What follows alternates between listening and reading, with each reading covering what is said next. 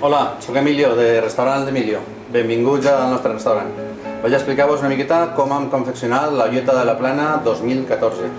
La idea va així perquè jo tinc una filla que és una enamorada de la olleta i a ella li encanta i li diuen a ella Marina. I ella sempre em deia, papà, tens que fer una olleta en el meu nom. I al final vam estar pensant en fer-lo algo de peix, però ens vam decidir a fer una olleta tradicional. Han fet una olleta tradicional i d'ella traurem un trampantojo. Un trampantojo el que és fer aspecte d'una cosa i que després realment no ho siga. Entonces el que han fet primer han sigut una olleta tradicional, conforme se fan en totes les cases de Villarreal, i d'ahí han fet una crema. I han tret una crema que seria esta crema de la olleta i esta han tret la base per fer la nostra olleta marina. Després el que han fet ha sigut agarrat un arròs, l'han fet també de forma tradicional i l'han fet en un caldo de verdures. Caldo de verdures suaves per no tingui massa sabor, i han fet este arrosset i li han ficat totes les verduretes que porta també la Olleta de la Plana i les manetes desfetes ja, sense ossets ni res. I això seria la base de la nostra olleta marina. I ara passe a confeccionar el que seria la olleta marina en el trampantojo en el que hem jugat. Seria primer, agarraríem una miqueta de l'arrosset, l'arrosset el ficaríem junt amb les manetes i les verduretes dins de la peixera. Per què peixera? Perquè anem a fer una olleta marina, vam pensar que la peixera era un puesto ideal per a poder-la muntar.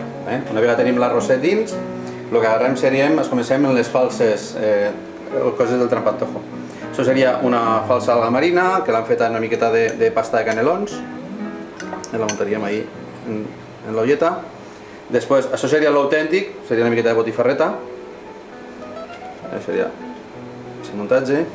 Això ho han confeccionat, que és una falsa pebrereta, però ho han confeccionat en carabasseta, una miqueta de carabasseta, que és un colorant vegetal. Això que pareix carabassa és una miqueta de boniato roig, que també el ficarem dins de la nostra olleta. Hem agarrat també el que és una miqueta d'espinacs, els espinacs que porten sempre en olleta tradicional, hi ha alguns que la fan en bledes i altres en espinacs. Nosaltres l'olleta l'hem confeccionat en espinacs, s'ha pegat un poquet, ara ho soltem en seguida i fiquem una miqueta d'espinacs. I jugarem també en... Això és una falsa vieira, veu ahí? Però realment és un tros de nap. És un tros de nap que nosaltres l'han bullit en un caldo de verdures i l'han marcat a la planxa perquè tingui l'aspecte de falsa vieira.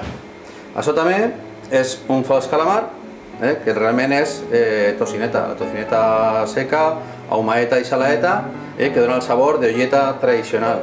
I seria un fals calamar que també querem ahir a la nostra olleta.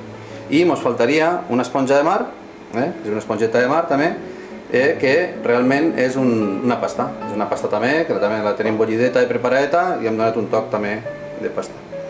Això seria la nostra olleta marina, el trampantojo de la olleta tradicional que fem en Villarreal de sempre.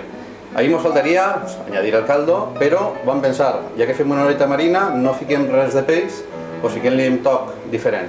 Entonces el que vam pensar és ficar-li una miqueta d'això. Això són escames de bonito sec. Realment s'utilitza molt en la cuina japonesa per donar sabor a les salses i també. Entonces nosaltres vam ficar-li un toc també de mar a aquesta olleta marina nostra. Ara us ensenyem conforme ho ficaríem.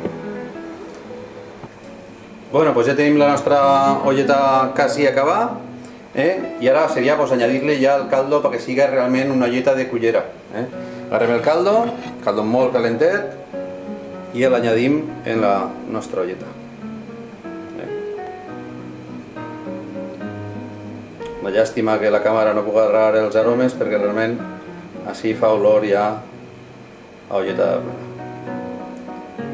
Hasta així seria una olleta tradicional, no portaria cap ingredient que no portara una olleta de Villarreal i per fer-lo realment el toc d'olleta marina agarraríem les cames de bonito i ficaríem unes cametes de bonito per acabar la nostra olleta.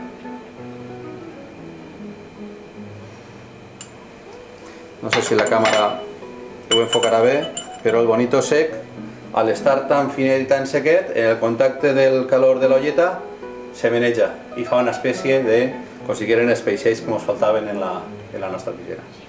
I això és l'olleta de la plana que han confeccionat, olleta de la plana Restaurant d'Emilio 2014, i per nosaltres l'hem anomenat olleta marina en honor a la meva filla. Molt bé, moltes gràcies, espero que us hagi agradat.